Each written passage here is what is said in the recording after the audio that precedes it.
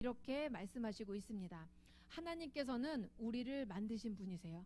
하나님의 창조하신 목적이 있으세요. 그래서 어떤 사람은 이런 모양으로, 어떤 사람은 저런 모양으로 각각의 하나님께서 우리에게 부어주신 은사와 재능과 달란트대로 하나님께서는 쓰신다는 것입니다.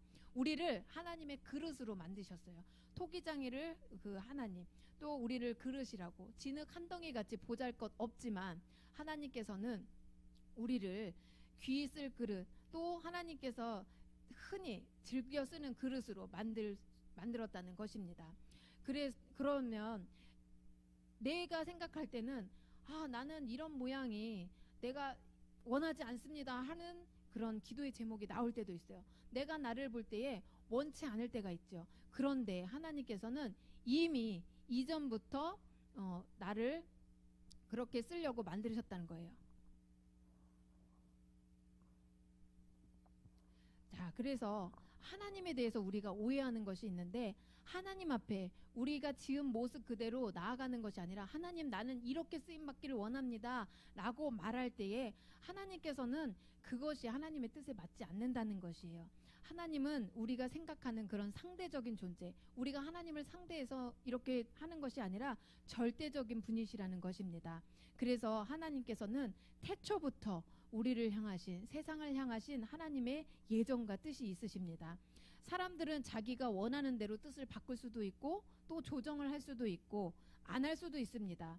그렇지만 하나님께서는 자신의 뜻이 무엇이든지 간에 그것을 어떤 형편과 상황에 따라서 수정하시는 거나 변경하시질 않으세요. 절대적으로 이루어 가시는 분이십니다. 그래서 이 아브라함을 부르셨을 때에 그 아브라함을 순종하지 않았다면 저 수많은 돌들로 아브라함을 만들 수 있었다라고 성경에서는 말씀하고 있습니다. 이 아브라함을 향하신 하나님의 뜻이 분명히 있지만 아브라함이 순종하지 않을 때라도 하나님께서는 자신의 뜻을 굽히지 않으시고 이루어 가신다는 것입니다. 네, 오늘 본문을 읽은 23장 이 욥기에서 나올 때 이 욥기는 이유 없이 고난을 당했어요. 하나님 앞에 얼마나 신실하고 얼마나 신앙이 좋았는지 하나님께서는 이 사단 앞에서 자랑을 한 거예요. 이 욥을 자랑했어요. 그러자 사단이 하나님과 욥 사이에 끼어들어서 이렇게 얘기하죠. 하나님, 욥이 까닭없이 하나님을 사랑하겠습니까? 하나님이 욥에게 이렇게 베풀어 주시고 축복을 해주시니까, 그러니까 욥이 하나님을 그렇게 사랑하고 하나님을 존경하고 또 하나님을 경배하고 예배하고 찬양하죠. 그러면 하나님 한번 고난을 줘보십시오. 욥도 똑같이 다른 사람들과 같이 그렇게 나아갈 겁니다. 그렇게 하나님과 그 욥 사이를 이간질을 했어요. 그러나 하나님께서는 욥을 잘 알고 계셨어요. 그래서 그의 생명을 빼고는 나머지는 다 네 손에 붙여놓겠다. 그러니까 네가 한번 가서 봐라. 그러면서 하나님께서는 이 마귀에게 그것을 허락하셨어요. 고난받을 이유가 하나도 없는 욥이었어요. 우리는 고난받을 이유가 많이 있잖아요. 왜냐하면 죄를 많이 짓잖아요. 순간순간 우리는. 그런데 이 욥은 고난받을 이유가 하나도 없었어요. 그런데 정말로 욥이 신앙이 정말 좋았던 것은 우리가 알다시피 욥은 끝까지 하나님을 신뢰했다는 것이죠. 그래서 10절에는 그러나 내가 가는 길을 그가 아시나니 그가 나를 단련하신 후에는 내가 순금같이 되어 나오리라 하는 믿음의 고백을 하였습니다. 여기에서 중요한 포인트는 고난을 당하는 이유가 분명히 있을 수 있어요. 그런데 고난을 당한 자의 믿음의 태도가 어떠하냐, 이것이 가장 믿는 자들에게는 더 중요하다는 것입니다. 고난 중에 하나님이 주시는 메시지가 분명히 있기 때문이에요. 그 메시지가 무엇인지 깨닫는 것이 매우 중요합니다. 욥은 42장에 고난 중에 하나님의 메시지를 깨닫게 되었어요. 그래서 42장에 회개할 것이 없는 욥이 회개하는 장면이 나옵니다. 주께서는 못하실 일이 없사오며 무슨 계획이든지 못 이루실 것이 없는 줄 아오니 무지한 말로 이치를 가리는 자가 누구니까. 나는 깨닫지도 못한 일을 말하였고 스스로 알 수도 없고 헤아리기도 어려운 일을 말하였나이다. 내가 말하겠사오니 주는 들으시고 내가 주께 묻겠사오니 주여 내게 알게 하옵소서. 내가 주께 대하여 귀로 듣기만 하였사오나 이제는 눈으로 배옵나이다 라고 고백을 하였습니다. 시편 119장 71절에는 이런 말씀이 있어요. 고난 당하는 것이 내게 유익이라. 이로 말미암아 내가 주의 율례들을 배우게 되었나이다라고 고난이 유익하다는 것을 고백한 시편 기자의 이 성경의 말씀이 있습니다. 그러면 생각을 한번 해볼게요.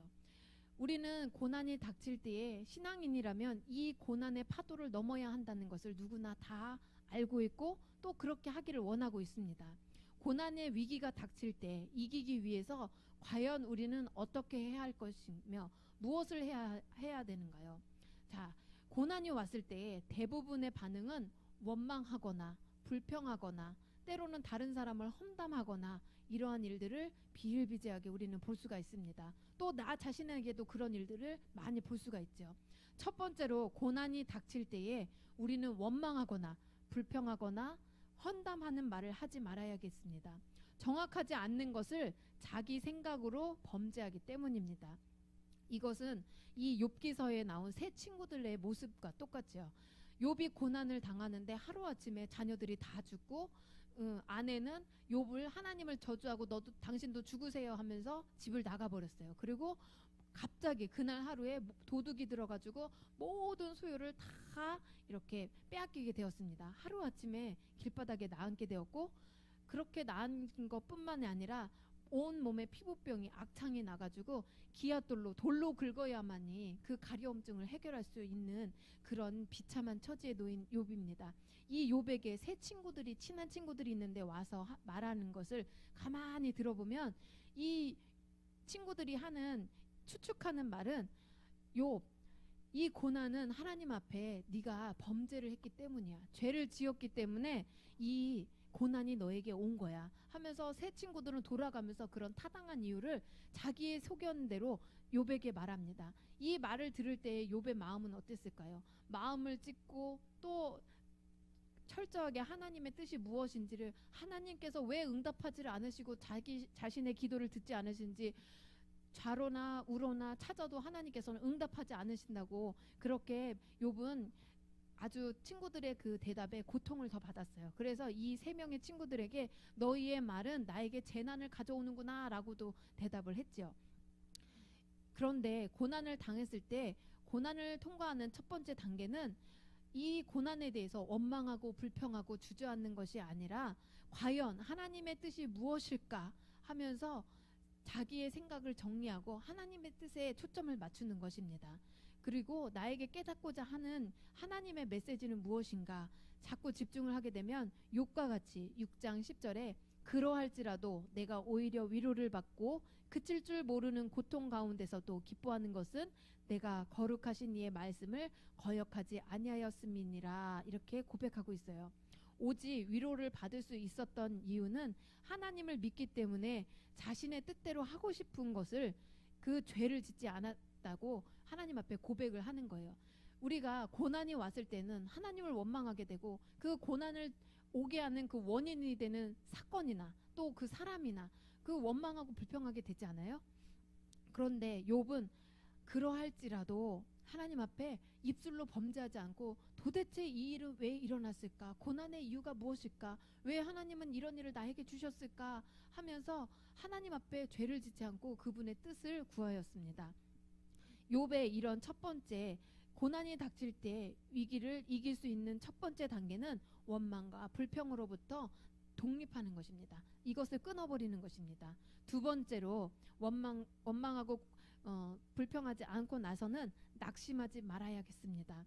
욥이 한 것이 바로 이것이에요. 욥기 23장 11절에서 12절의 말씀에 내 발이 그의 걸음을 바로 따랐으며 내가 그의 길을 지켜 치우치지 아니하였고 내가 그의 입술의 명령을 어기지 아니하고 정한 음식보다 그의 입의 말씀을 귀히 여겼도다 이렇게 고백하고 있습니다. 욥은 낙심하지 않기 위해서 주님 앞에 자신의 마음을 내려놓게 됩니다. 그리고 낙심하지 않고 주님을 의지하니까 성령님께서 일하시기 시작하셨어요. 그래서 세 번째로는 어떠한 유혹을 받더라도 흔들리지 말아야겠습니다. 우리가 고난이 닥칠 때에 생각으로 죄짓는 거, 또 말로 죄짓는 거 얼마나 많아요. 그리고 하나님보다도 내가 가지고 있는 가치관이나 세상 지식 때문에 하나님보다도 내가 앞서고 이렇게 해야 돼, 저렇게 해야 돼, 내가 먼저 분주하게 움직일 때가 얼마나 많아요. 하나님보다는 내 생각과 내가 하고 싶은 대로 먼저 나아가는 것이 바로 인간의 본성입니다. 그런데 욥은 얼마나 신실한지 그러한 모든 본성에서도 하나님을 생각했어요. 그래서 유혹을 받을지라도 흔들리지 않고 하나님의 뜻이 무엇인지를 끝까지 기다렸습니다. 그래서 이렇게 유혹을 받지 않으려면 우리는 믿음의 자리를 지켜야겠습니다. 왜냐하면 하나님과 함께 할 수 있는 방법이 바로 이것이기 때문입니다. 그래서 우리는 믿음의 자리, 예배의 자리, 기도의 자리, 봉사의 자리를 지켜야겠습니다. 그리고 네 번째로 남에게 위로받으려고 하지 말고 스스로 위로를 받을 줄 알아야 합니다. 나 자신을 내가 위로한다는 것이 아니라 내 안에 계신 성령님이 내 안에 떠오르게 해주신 말씀으로 스스로 자족하는 마음을 가져야 된다는 것이죠. 이 욥도 친구들에게 얼마든지 의지하고 위로받을 수가 있었겠지만 그 친구들을 의지하지 않았어요. 오직 하나님의 위로를 그 욥은 의지하였습니다. 그런데 이 성령님이 주시는 응답은 평안으로 응답이 옵니다. 세상이 주는 평안과는 달라요. 하나님이 주시는 평안은 세상이 알 수도 없는 평안이라고 하였고, 환경과 이 형편은 그러할지라도 내 안에 넘치는 기쁨과 감사함은 그 누구도 빼앗아 갈 수가 없는 것이지요. 그렇기 때문에 사람에게서 위로받으려고 하지 말고 하나님으로부터 위로를 받으시기 바랍니다. 그리고 마지막으로는 끝까지 인내해야 합니다. 어떤 사람은 끝까지 인내했다가 마지막 한마디 말로 다 쏟아놓는 사람이 있어요. 인내는 끝까지 해야만 열매를 맺을 수가 있습니다. 야고보서 5장 7절에서 11절의 말씀에는 이런 말씀이 있습니다. 그러므로 형제들아, 주께서 강림하시기까지 길이 참으라. 보라, 농부가 땅에서 나는 귀한 열매를 바라고 길이 참아 이른 비와 늦은 비를 기다리나니 너희도 길이 참고 마음을 굳건하게 하라. 주의 강림이 가까우니라. 형제들아, 서로 원망하지 말라. 그리하여야 심판을 명하리라. 보라, 심판주가 문 앞에 서 계시느니라. 형제들아, 주의 이름으로 말한 선지자들을 고난과 오래 참음의 본으로 삼으라. 보라, 인내하는 자를 우리가 복되다 하나니 너희가 욥의 인내를 들었고 주께서 주신 결말을 보았거니와 주는 가장 자비하시고 긍휼히 여기시는 이시니라. 이렇게 말씀하고 있습니다. 고난을 인내하는 이유는 하나님이 고난을 통해서 잘 되게 하시기 때문입니다. 우리의 신앙의 방향을 바꿔주시기도 하시고 또 그 고난의 포장을 통과했을 때에 하나님이 주시는 축복을 맛볼 수 있기 때문입니다. 또 누려갈 수 있기 때문입니다. 이 욥은 아무런 죄도 없이 망했던 사람입니다. 그렇지만 욥기서의 결말에서는 세상 사람들과 같지 않았어요. 이렇게 자식들도 죽고 아내도 나가버리고 재산도 다 잃어버리고 친구들도 세상 사람들도 다 비난받는 위치에 있었어요. 그러면 우리가 만약에 그런 위치에 있었다면 우리는 어떻게 생각할까요? 아, 나는 이제 망했어. 이제는 끝이야. 어떻게 다시 재기할 수 있겠어. 이제는 더 이상 어떻게 할 수가 없어. 나는 이제 이 모양 이 꼴로 살아가야 되나 봐 하고 낙심하게 될 수도 있어요. 그렇지만 이 욥의 결말을 보면 우리가 생각하는 그런 것과는 달라요. 욥의 결말은 하나님의 깊은 사랑을 깨달아서 영성은 더 깊어졌고 현실 생활은 이전보다 갑절로 물질의 축복도 받고 자손의 축복을 받았던 것을 이 욥기서의 마지막 결론에 이렇게 우리에게 보여주시고 있습니다. 이것을 성경에 기록한 이유는 우리는 욥처럼 신실하지 못하지만 하나님의 생각은 우리의 생각과 다르고 하나님의 길은 우리의 길과 다르다고 하였습니다. 하나님의 긍휼은 우리의 기준과 다르세요. 그렇기 때문에 우리가 끝까지 인내하고 하나님을 의지할 때에는 하나님께서는 그 가운데서 하나님의 깊으신 사랑, 나를 향하신 깊으신 사랑과 하나님이 사랑하는 자에게 주시는 그 일을 해나갈 수 있는 힘을 주실 것을 믿습니다. 그러면 나의 영성은 깊어질 뿐만 아니라 현실 생활은 이전보다 더 큰 은혜가 임하게 되는 것이죠. 하나님께서 오늘 금요철야 예배에 고난에 관한 이 메시지를 주신 이유는 가정에서도 또 개인적으로도 이 말씀으로 응답을 받고 고난을 이겨갈 수 있는 2019년도를 허락해 주시지만 주님의 몸된 교회를 주님께서는 세워가시기를 원하심으로 이 말씀을 우리 교회에 주셨습니다. 우리는 우리에게 원치 않는 고난이 올 때도 있지만 그것을 통해서 하나님이 우리 교회에 주시는 그 메시지를 붙잡고 교회를 세워가는 일이 우리에게 하나님께서 부어주시는 일이시기 때문입니다. 갈라디아서 6장 1절에서 5절에는 이러한 말씀이 있습니다. 형제들아, 만일 무슨 범죄한 일이 드러나거든 신령한 너희는 온유한 심령으로 그러한 자를 바로잡고 너 자신을 살펴보아 너도 시험을 받을까 두려워하라. 너희가 짐을 서로 지라. 그리하여 그리스도의 법을 성취하라. 만일 누가 아무것도 되지 못하고 된 줄로 생각하면 스스로 속임이라. 각각 자기의 일을 살피라. 그리하면 자랑할 것이 자기에게는 있어도 남에게는 있지 아니하리니 각각 자기의 짐을 질 것이라. 가르침을 받는 자는 말씀을 가르치는 자와 모든 좋은 것을 함께 하라. 9절에는 우리가 선을 행하되 낙심하지 말지니 포기하지 아니하면 때가 이름에 거두리라. 이렇게 말씀하고 있습니다. 교회에도 우리가 함께 져야 할 고난의 짐이 있다는 말씀입니다. 또 각각 자기의 짐을 서로 함께 지라는 것이 바로 성경의 가르침입니다.